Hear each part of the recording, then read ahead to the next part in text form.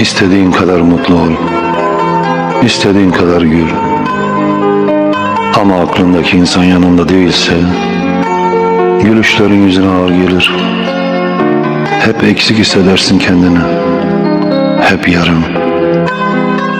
Sanki göğsünün tam ortasında bir boşluk açılmış. Her nefes aldığında biraz daha büyür, biraz daha acıtır. Yürürsün, konuşursun, yaşar gibi yaparsın. Ama içindeki yangını kimse bilmez.